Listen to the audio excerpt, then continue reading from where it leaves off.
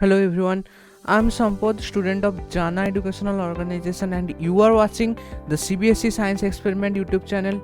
Let's get started with the intro.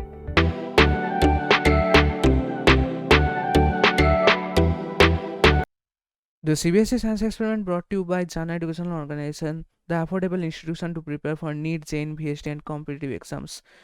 Fall in love with studies with Jana Educational Organization.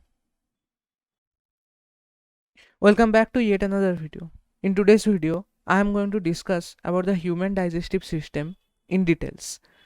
The video will have a second part. The link is given in the description below. And those who are new here, please press the subscribe button and press the bell icon to never ever miss any new update. Now, without wasting further time, let's start today's session. So once again, hello everyone. Um, Today's session is all about digestive system, and uh, the notes I'm going to use is already handwritten, but if you want you can have the PDF, but the PDF is encrypted, so please watch the complete video to get the password of the PDF. The link of the PDF is given in the description below. Check it out. So let's start without wasting any time. So today's session is digestive system. So before going to start, let me clear you what is digestion. So digestion is the breakdown of food. It is a process by which the breakdown of food takes place. So breakdown of food from complex to simpler substances. The breakdown of food takes place from complex to simpler substances. So this process is known as digestion. Digestion starts when we take our first meal, and it is when in our mouth the digestion process takes place in our mouth. So there is tongue and teeth which helps in also digestion. The process when the food is chewed is known as mastication. By this mastication, and with the help of salivary gland, in salivary gland we have some salivary amylase, which helps for the starch to break down. It is later discussed further below. It is later discussed, but anyways, so this tongue and teeth, these also helps in digestion. So digestion process starts first in our mouth. So from here we can get so many questions for our NEET preparation. As you all are, I hope you all are preparing for NEET, and maybe in you are reading in CBSE medium, so you may have some questions in your final term or in your exam. What is the formula teeth? So this formula 2 1 2 3 formula, by this formula we can excuse me, by this formula we can calculate the number of we can calculate the number of teeth an adult have. So an adult have 32 teeth, and this structure is known as thecodont. Means the teeth are just placed on the gum, and so as it is acts like a socket, so we humans are thecodont. Next we have salivary gland. We have mainly three types of gland in our mouth. So first one is parotid gland. Parotid gland is the largest gland. Then we have submaxilla or submandibular gland. It is also a salivary gland which helps in the breakdown of starch into maltose, and we have sublingual gland as well. So these three types of glands are known as salivary gland.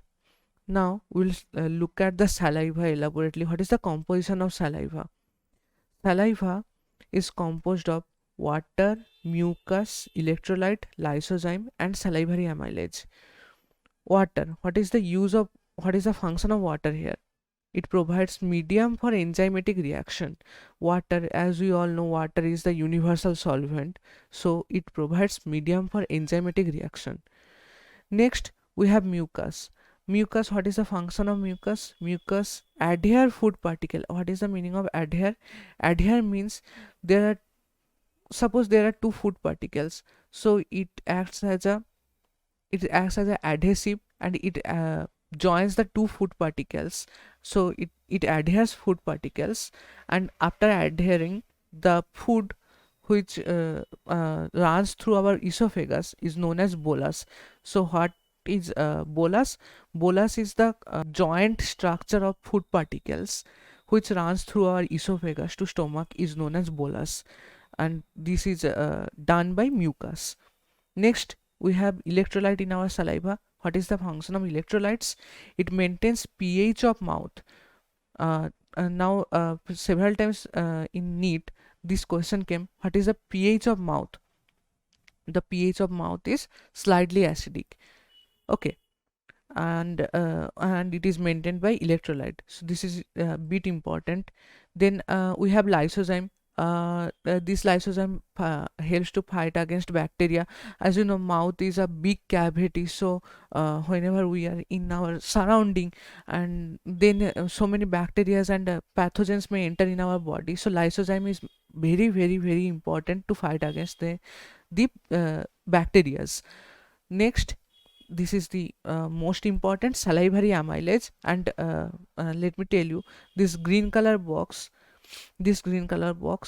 you should write it on your copy so that you will never forget it, because these conversation of complex substances into simpler substances, this comes in NEET several times. So what is the function of salivary amylase? Salivary amylase converts starch to maltose. In also the pH also you should remember, in pH 6.8 pH, the starch is converted into maltose by salivary amylase. Okay, up to this it is clear. Next, the bolus, already by the help of mucus, bolus was formed. So this bolus undergo deglutition. What is deglutition? Deglutition is when the bolus is entering from buccal cavity, means our mouth, to esophagus, and from esophagus to stomach. This process is known as deglutition. This deglutition is also very important because it requires several movement, which I am coming later. Oral cavity to esophagus, this process is known as deglutition. Bolus undergo deglutition from oral cavity to esophagus. From esophagus to stomach, it requires some movement from esophagus to stomach, because esophagus is a long tube, so the food may come backward as well, but to prevent that we need some movement. So this movement is known as peristalsis or peristaltic movement. The rhythmic contraction of muscles of esophagus is called peristalsis. The rhythmic contraction of muscles of esophagus is called peristalsis. I have drawn here a diagram. This diagram is also important because diagram based questions are common in NEET and your CBSE exams. So just look at the diagram. This is a simple diagram. This is our esophagus. This is our esophagus or food pipe, and here we have a stomach. But as I said, the food may come backward as well. So to prevent that, we have a sphincter, and this is as this is known as also gastro chamber. So the sphincter name is gastro for stomach, esophageal for esophagus, sphincter, gastroesophageal sphincter. We have a gastroesophageal sphincter which prevents the movement of food backward. Okay, now stomach, those who are reading in ICSE, they may have seen 3 parts, but we'll here have 4 parts. Okay, so first part up to this, it is known as fundus. Next, middle part is cardiac, then it is the body, and it is a pyloric. So we have four parts: pyloric, body, cardiac, and fundus. And the stomach is J-shaped stomach. Now I'll come to the next topic. Welcome back everyone to our next topic, cells that are present in stomach. So in our stomach there are so many cells present. So there are mucous neck cells, then peptic cells, and parietal cells. These three cells mainly are present in our stomach. What is the function of mucous neck cells? Mucous cells prepare mucus. Then we have peptic cells. Peptic cells forms pepsinogen. Now remember, pepsinogen is inactive. It is inactive. So it requires HCl or hydrochloric acid, which will convert it into pepsin. So peptic cells prepare pepsinogen, and there is also a cell which is known as parietal cells. Parietal cells forms HCl and intrinsic factor. So next, it is also more important. What is the pH of stomach? pH of stomach is 1.8. pH of stomach is 1.8. This also may come in NEET. And formation of lipase occur in stomach. It may come short type question. Formation of lipase occurs in which place in our body? It occurs in stomach. As I said, you have to write down the green boxes inside of green boxes. What is that? You need to write them and you need to memorize them. So pepsinogen, with the help of HCl, it forms pepsin. Pepsinogen, with the help of HCl, it forms pepsin.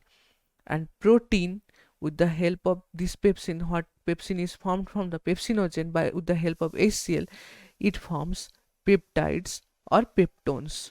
Peptides or peptones, these are simpler compounds. The protein is complex compound. So in every step of digestion, we are converting our complex substances into simpler substances. So digestion, this was the definition of digestion. So you can see complex substances are broken down into simpler substances. Next, only in infants, there is also a enzyme present which is known as renin. Only it is present only in infants, because we know infants, those who are infants, they take only milk throughout the day.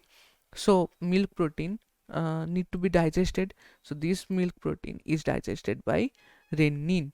So renin helps in digestion of milk protein, and it is present in only infants. Okay, next again we have a diagram, and this is the diagram transverse section of our gut. So let us have a look on the transverse section of our gut. What is there? In our transverse section of gut, we have this empty field. This is known as lumen. We have a empty field, this is known as lumen. Next, we have a layer, second layer, this is known as mucosal layer. This mucosal layer protects our stomach or our intestine and small intestine, large intestine from the acid or basic medium that is present in the lumen. So this mucosal layer is a protective layer. Next, we have submucosa. This is also a protective layer. This mucosa and submucosa, this also these modifies in different parts of our body, like uh, in stomach, the mucosa modifies into rugi, which it is also protective. The function of mucosa is always protective, but these are different finger-like projection. Like in villi, it is finger-like projection. Rugi is also a type of projection, but it is bigger projections. It is present in stomach, and it is villi is present in small intestine. But these are the modification of mucosa. So mucosa and submucosa are modifying protective layer of our gut. Next, we have the layer which is known as muscularis. We have the layer which is known as muscularis. Muscularis helps in movement. Muscularis, this layer helps in the movement of our gut. It may be our stomach, it may be our small intestine, it may be a large intestine. The movement that takes place is by this muscularis. It is double layered. You should always remember this is double layered. Okay. Next, the last layer of our gut is serosa. This is for the outer protection. This is for outer protection, and mucosa was for inner protection.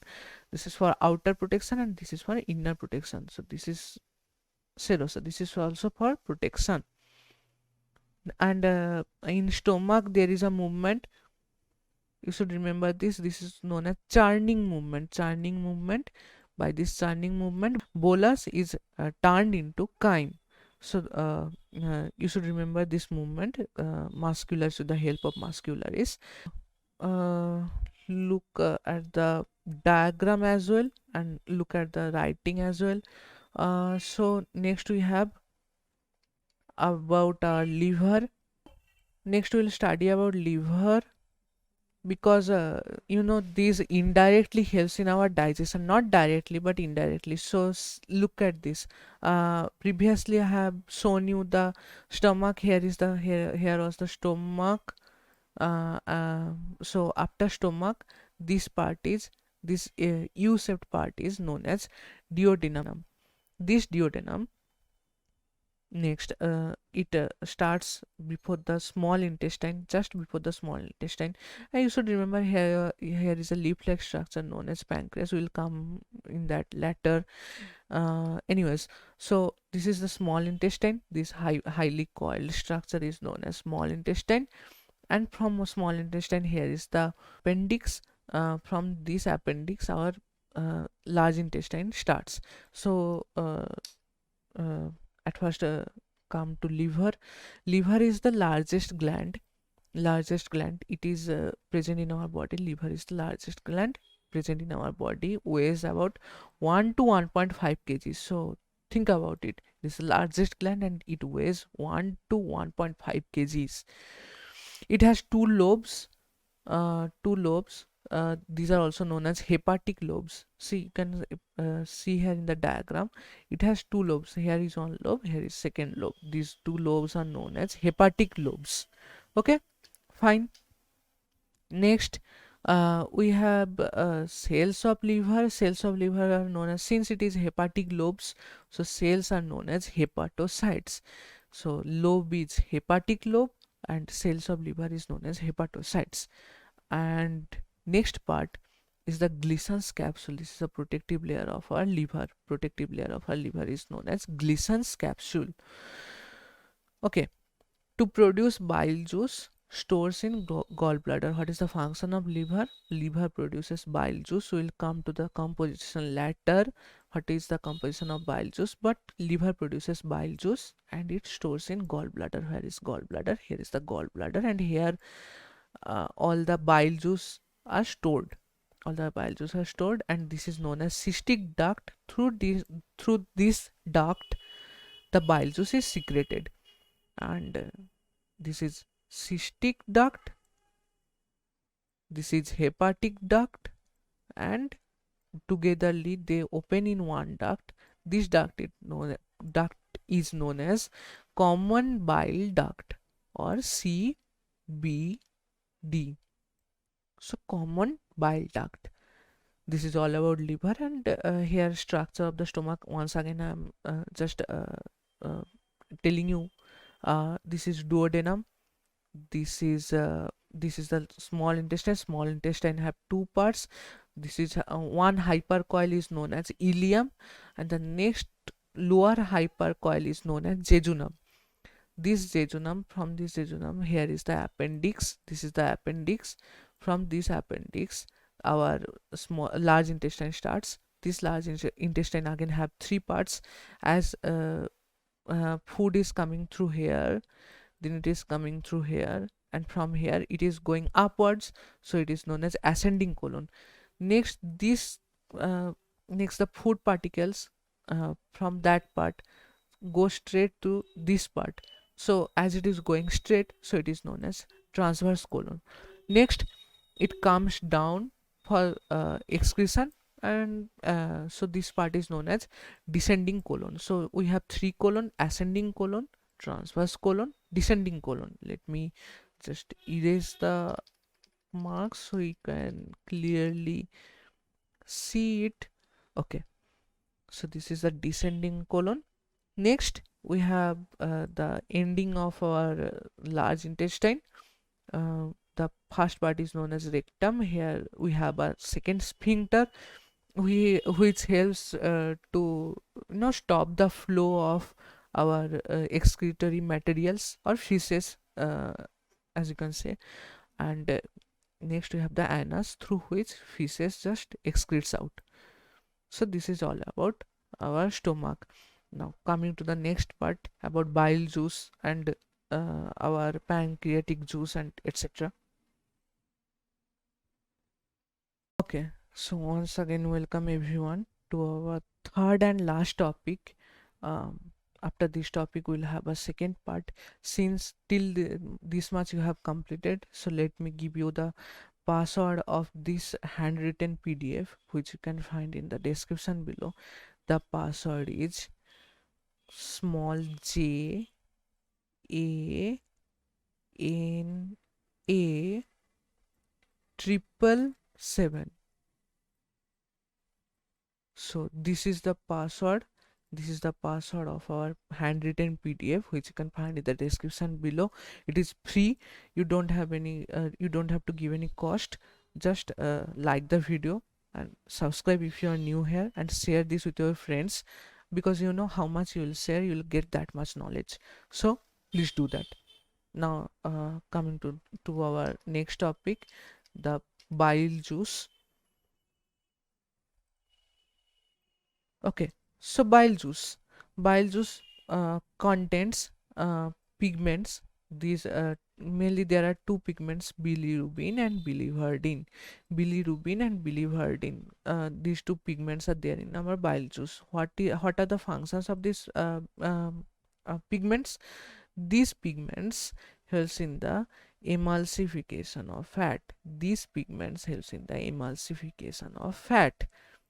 Okay, so next, the uh, function of bile juice, it secretes ions and electrolytes.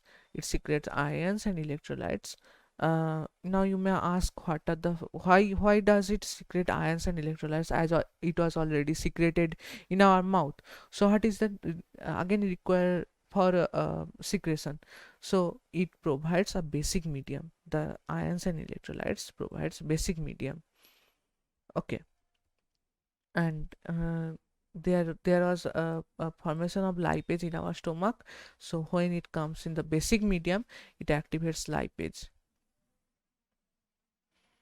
Okay, so this was the function of bile juice. You can pause the video and you can write it as well, and you can find the PDF in the description below.